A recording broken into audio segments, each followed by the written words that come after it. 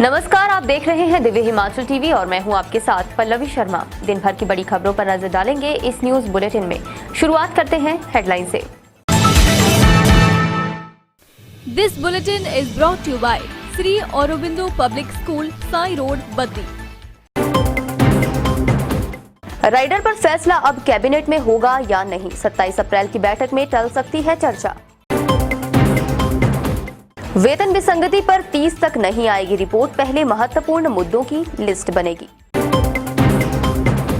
शिक्षक महासंघ के एजेंडे पर हुई बैठक के मिनट्स जारी, ना वाइस प्रिंसिपल बनेंगे ना प्रवक्ता बनेंगे टीपी। 21 दिन बाद पूरे दिन की हड़ताल करेंगे एचआरटीसी कर्मचारी, प्रबंधन पर खूब भड़का गुस्सा।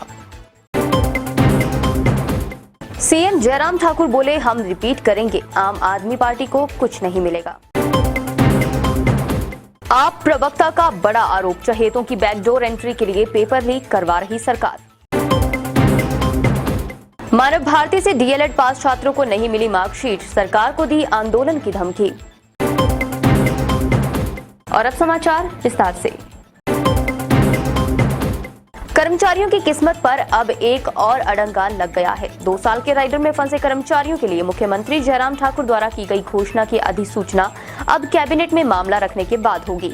वित्त विभाग की ब्रांच ने इस मामले को प्रोसेस कर दिया है और अब फाइल वित्त सचिव प्रबोध सक्सेना के पास है। वे खुद 3 दिन के टूर पर शिमला से बाहर हैं और 27 को होने वाली कैबिनेट के दिन ही वापस आएंगे। लेकिन अभी ये तय नहीं है कि 27 अप्रैल की कैबिनेट में ये फाइल एजेंडे में लगेगी या नहीं।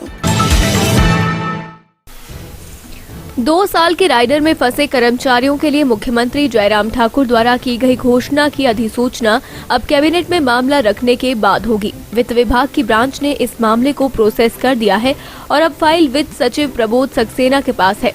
वह खुद 3 दिन के टूर पर शिमला से बाहर है और 27 को होने वाली कैबिनेट के दिन ही वापस आएंगे। इसलिए अभी ये तय नहीं है कि 27 अप्रैल की कैबिनेट में ये फाइल एजेंडे में लगेगी या नहीं। इसकी दूसरी वजह ये भी है कि एजेंडा मुख्य सचिव के माध्यम से अप्रूव होता है और मुख्य सचिव खुद चीफ मिनिस्टर के साथ दिल्ली दौरे पर हैं। हालांकि अतिरिक्त मुख्य सचिव फाइनेंस तक आई इस फाइल में 3 जनवरी 2022 तक कार्यरत शब्द का प्रयोग हुआ है। इसका अर्थ ये हुआ कि 3 जनवरी 2022 तक रेगुलर के बजाय इस अवधि तक विभागों में काम कर रहे कर्मचारियों को 2 साल की अवधि पूरा करने के बाद हायर ग्रेड पे का लाभ मिल सकता है। लेकिन क्योंकि अभी इस बारे में अंतिम फैसला नहीं हुआ है और मामला भी अभी कैबिनेट में जाना है, इसलिए कर्मचारियों को ऑर्डर का इंतजार करना पड़ेगा। दूसरी बात यह है कि राइडर में फंसे कर्मचारियों को इस अधिसूचना में ही पे कमीशन विकल्प चुनने का या तो वक्त दिया जाएगा या विकल्प बदलने का ऑप्शन उपलब्ध रहेगा। HPMC लाई है सस्ते दामों पर शुद्ध उत्पाद सिर्फ आपके लिए, जो कि रोग प्रतिरोध क्षमता को बढ़ाएगा, हर जन को स्वस्थ बनाएगा। स्वस्थ हिमाचल HPMC का उद्देश्य। नया पे कमीशन लागू होने के बाद कर्मचारियों की तरफ से उठाई गई वेतन विसंगतियों पर कमेटी की रिपोर्ट निर्धारित अवधि में यानी 30 अप्रैल तक नहीं आएगी। इस कमेटी को कुछ समय और देना होगा। सोमवार को इस कमेटी की पहली बैठक सचिवालय में हुई। इसकी अध्यक्षता कमेटी के अध्यक्ष और वित्त सचिव अक्षय सूद ने की, जबकि इसके 2 सदस्य कंट्रोलर फाइनेंस राजेश शर्मा और अतिरिक्त निदेशक ट्रेजरी दीपक भारद्वाज के साथ सदस्य सचिव राजेंद्र शर्मा बैठक में मौजूद थे। नया पे कमीशन लागू होने के बाद कर्मचारियों की ओर से उठाई गई वेतन विसंगतियों पर कमेटी की रिपोर्ट निर्धारित अवधि में यानी 30 अप्रैल तक नहीं आएगी। इस कमेटी को कुछ समय और देना होगा। सोमवार को इस कमेटी की पहली बैठक सचिवालय में हुई। इसकी अध्यक्षता कमेटी के अध्यक्ष और वित्त सचिव अक्षय सूद ने की, जबकि इसके 2 सदस्य कंट्रोलर फाइनेंस राजेश शर्मा और अतिरिक्त निदेशक ट्रेजरी दीपक भारद्वाज के साथ सदस्य सचिव राजेंद्र शर्मा बैठक में मौजूद थे। सरकार को इस कमेटी का कार्यकाल थोड़ा और आगे बढ़ाना पड़ेगा। सोमवार को हुई पहली बैठक में कमेटी के अध्यक्ष अक्षय सूद ने निर्देश दिए कि वित्त विभाग में अब तक मिले सभी ज्ञापनों की छंटनी की जाए और जो पे कमीशन से संबंधित मुद्दे हैं सिर्फ उन्हें ही सूची में लिया जाए। इस तरह से अगर कमेटी के सामने रखे गए मुद्दों को देखा जाए तो 2 महत्वपूर्ण मामले कर्मचारियों द्वारा उठाए गए हैं। इसमें सबसे पहला मामला नए पे कमीशन के दौरान इनिशियल स्टार्ट देने का है और दूसरा 2012 की वो लेफ्ट आउट कैटेगरी है जिन्हें उस वक्त हायर ग्रेड पे से छोड़ दिया गया था। आज की बैठक के बाद ये तय हुआ कि पहले मुद्दे लिस्ट किए जाएं, जिन पर ये कमेटी की सिफारिशें सरकार को देगी।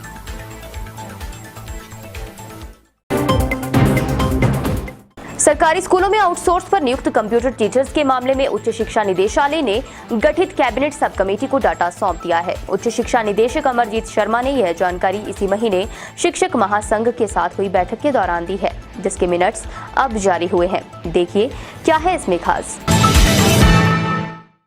सरकारी स्कूलों में आउटसोर्स पर नियुक्त कंप्यूटर टीचर्स के मामले में उच्च शिक्षा निदेशालय ने इस बारे में गठित कैबिनेट सब कमेटी को डाटा सौंप दिया है। उच्च शिक्षा निदेशक अमरजीत शर्मा ने यह जानकारी इसी महीने शिक्षक महासंघ के साथ हुई बैठक के दौरान दी है, जिसके मिनट्स अब जारी हुए हैं। इस बैठक में एजेंडा नंबर 1 2555 एसएमसी शिक्षकों को नियमित करने का था, जिस पर शिक्षा निदेशालय ने कोई जवाब नहीं दिया। ओल्ड पेंशन की डिमांड को सरकार को भेजने की बात कही गई, जबकि सीनियर सेकेंडरी स्कूलों में वाइस प्रिंसिपल के पद सृजित करने और सीनियर सेकेंडरी स्कूलों में काम कर रहे डीपीई को प्रवक्ता फिजिकल एजुकेशन डेजिग्नेशन देने के मामले खारिज कर दिए गए। लेफ्ट आउट पीटीए अध्यापकों को रेगुलर करने का मामला सरकार के साथ उठाने और 2014 में नियुक्त कॉमर्स के 11 प्रवक्ताओं को बीएड की शर्त से छूट देने का मामला भी सरकार को भेजने पर सहमति हुई। स्कूलों में कंप्यूटर के साथ फिजिकल विषय को ऑप्शनल बनाने की मांग को खारिज कर दिया गया। साथ ही अपग्रेडेड स्कूलों में प्रवक्ता फिजिकल के पद देने को भी नकार दिया गया। रिटायरमेंट की उम्र 58 से बढ़ाकर 60 साल करने की मांग को भी हटा दिया गया। प्रवक्ता आईपी के पदों पर प्रमोशन के लिए 5 वर्ष के अनुभव की शर्त को हटाए जाने की मांग पर शिक्षा निदेशक ने कहा कि इनके नए भर्ती नियम का मामला सरकार को भेजा गया है, जिस पर अनुमति का इंतजार है।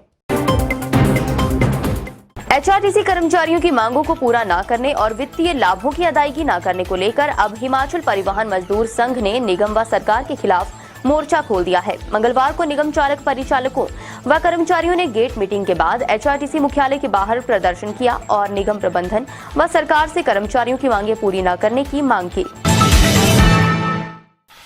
एचआरटीसी कर्मचारियों की मांगों को पूरा न करने और वित्तीय लाभों की अदायगी न करने को लेकर अब हिमाचल परिवहन मजदूर संघ ने निगम व सरकार के खिलाफ मोर्चा खोल दिया है।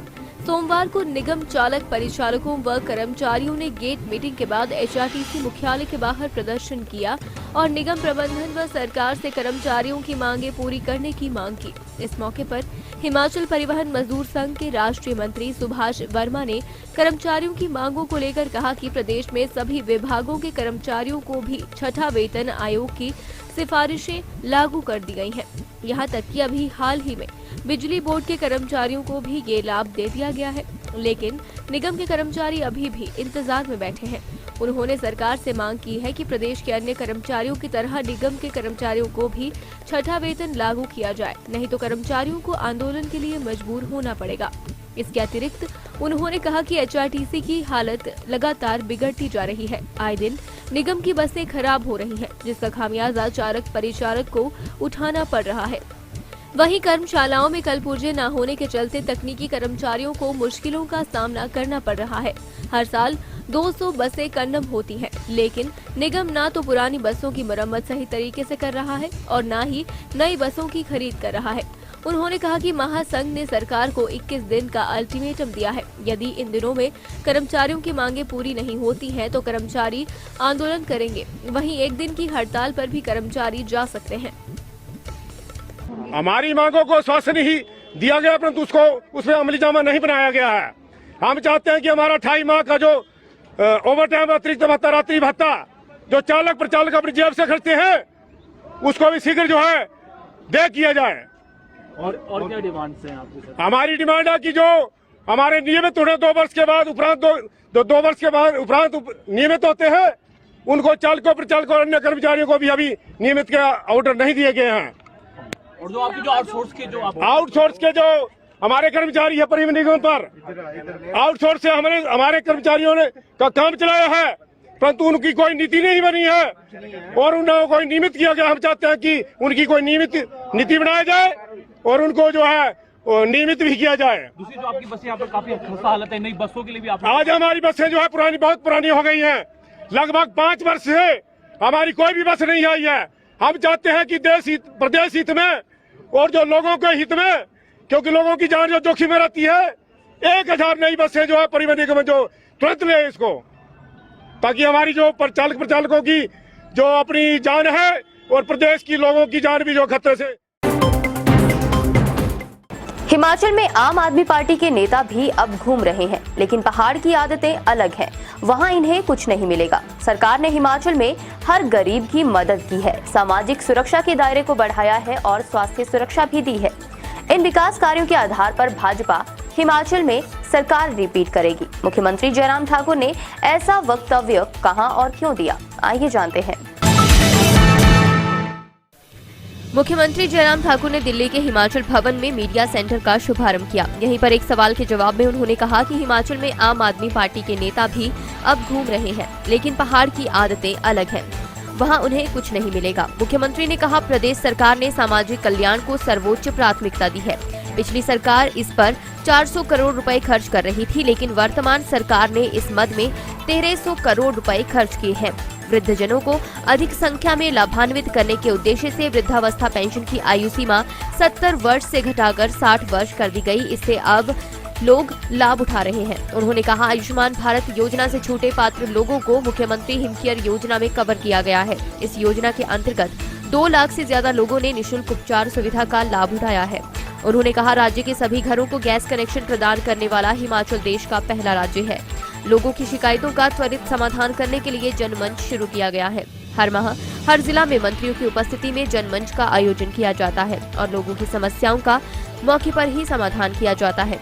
जन शिकायतों के समाधान के लिए मुख्यमंत्री सेवा हेल्पलाइन 1100 भी एक और प्रभावी मंच है। मुख्यमंत्री ने कहा, प्रदेश में औद्योगिकरण को बढ़ावा देने के लिए राज्य निजी निवेश को आकर्षित करने के लिए प्रयासरत है। हिमाचल प्रदेश में पढ़े लिखे बेरोजगार युवाओं के साथ प्रदेश सरकार किस तरह से खिलवाड़ कर रही है, इसका जीता जागता नमूना एक बार फिर देखने को मिला है। जहां रविवार को सुंदरनगर के निजी कॉलेज में जूनियर ऑफिस असिस्टेंट की परीक्षा के पहले ही पेपर लीक हो गया। जूनियर ऑफिस असिस्टेंट JOA की परीक्षा पेपर लीक होने पर आम आदमी पार्टी ने सीधे तौर पर सरकार पर निशाना साधा है। आपके प्रदेश प्रवक्ता गौरव शर्मा ने जयराम सरकार को कटघरे में खड़ा कर दिया है। उन्होंने कहा, सरकार किस तरह से युवाओं के प्रति संवेदनहीन है, जहां आए दिनों युवाओं के भविष्य के साथ खिलवाड़ किया जा रहा है, जहां परीक्षा होने से पूर्व हर बार पेपर लीक होता है। जो परीक्षा थी वो परीक्षा होने से पहले ही पेपर लीक हो गया। व्हाट्सएप के माध्यम से पेपर होने से पहले बाकी लोगों को पहुंच जाना। इस तरीके का एक युवा जो हमारा हिमाचल प्रदेश के युवा हैं, उनके साथ एक बहुत बड़ा जो है धोखा हिमाचल प्रदेश सरकार कर रही है। लेकिन पेपर लीक होने पर सरकार उसे रद्द नहीं करती, बल्कि सिर्फ चंद लोगों को गिरफ्तार कर खानापूर्ति करती है। गौरव शर्मा ने बताया, इससे पहले हिमाचल प्रदेश विश्वविद्यालय HTU की 7 अप्रैल को होने वाली UG की परीक्षाओं के प्रश्न पत्र 4 अप्रैल को लीक होने के मामले में बड़ा खुलासा हुआ है। 1 डिग्री कॉलेज और 3 संस्कृत कॉलेजों में पेपर लीक हुए थे। इसकी भी जांच नहीं हुई, लेकिन सरकार ने इसकी आड़ में बैकडोर एंट्री से अपने चहेतों को फायदा पहुंचाया है, जिसकी भी जांच होनी चाहिए। गौरव शर्मा ने कहा, इससे पहले मार्च माह में हिमाचल प्रदेश पुलिस भर्ती की लिखित परीक्षा हुई थी, जिसका 5 अप्रैल को सोशल मीडिया पर एक व्हाट्सएप चैट वायरल हुआ था और इस मामले में पुलिस ने 5 लोगों को गिरफ्तार किया था। इसके अलावा 2022 में कंडक्टर भर्ती की परीक्षा हुई, उसका भी पेपर लीक हुआ, लेकिन सिर्फ एक आदमी को गिरफ्तार कर खानापूर्ति की गई। मैं आपको बताना चाहता हूं कि इसी प्रकार का 2020 में कंडक्टर भर्ती मामला हुआ था, जिसमें भी पेपर पहले ही लीक हो गया था और उसमें काफी सारे वायरल चैट हुए थे जिसमें लेन देन की बातें कह रही थी। प्रदेश सरकार ने कोई एक्शन नहीं लिया और वो पेपर हुआ और बैकडोर एंट्रीज हुई, सरकार के चहीते जो मांग की गई और मेरिट को इग्नोर किया गया। मानव भारती से DLED पास छात्रों को लगभग 6 महीनों से यूनिवर्सिटी द्वारा मार्कशीट और डिप्लोमा जारी नहीं किए गए हैं। अब ये मामला गरमाने लगा है। अपनी बात रखने के लिए आज मानव भारती यूनिवर्सिटी से पास हो चुके DLED के छात्रों ने सोमवार को गूगल मीट के माध्यम से एक बैठक का आयोजन किया। इस बैठक में आकृति साहू को अध्यक्ष और नरेश कुमार को उपाध्यक्ष चुना गया। इस बैठक में मानव भारती से DLED पास छात्रों को लगभग 6 महीनों से यूनिवर्सिटी द्वारा मार्कशीट और डिप्लोमा जारी न करने के बारे में चर्चा हुई। देखते हैं ये रिपोर्ट। मानव भारती से DLED पास छात्रों को लगभग 6 महीनों से यूनिवर्सिटी द्वारा मार्कशीट और डिप्लोमा जारी नहीं किए गए हैं। मानव भारती यूनिवर्सिटी के पास हो चुके डीएलएड के छात्रों ने सोमवार को गूगल मीट के माध्यम से एक बैठक का आयोजन किया। इस बैठक में सर्वसम्मति से आकृति साहू को अध्यक्ष और नरेश कुमार को उपाध्यक्ष चुना गया। इस बैठक में मानव भारती से डीएलएड पास छात्रों को लगभग 6 महीनों से यूनिवर्सिटी द्वारा मार्कशीट और डिप्लोमा जारी न करने के बारे में चर्चा की गई। इस दौरान आकृति साहू ने बताया कि उन्होंने वर्ष 2021 में मानव भारती यूनिवर्सिटी से diploma in elementary education Himachal सरकार द्वारा नियुक्त प्रशासनिक अधिकारी राजीव कुमार की देखरेख में उत्तीर्ण किया है।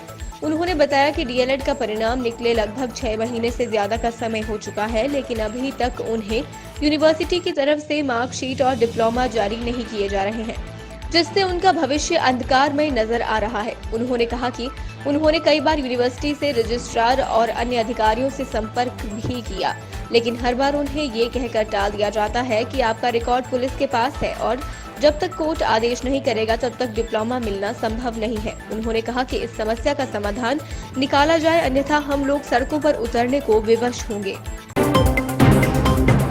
चलते चलते में कुछ और बड़ी खबरें।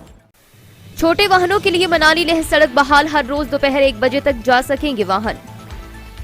कुल्लू में ट्रांसमिशन लाइन के लिए 100 दरख्त कत्ल, एचपीपीटीसीएल पर पेड़ काटने का आरोप। सरकार के खिलाफ प्रदर्शन करेगी एचआरटीसी ड्राइवर यूनियन, वित्तीय लाभ न मिलने पर रोष। पंजाब की तर्ज पर हिमाचल में भी लागू हो छठे वेतन आयोग की सिफारिशें, पेंशनरों ने उठाई मांग। आज के न्यूज बुलेटिन में बस इतना ही। रात 9 बजे देखना न भूलें शिमला से हमारा विशेष लाइव प्रसारण।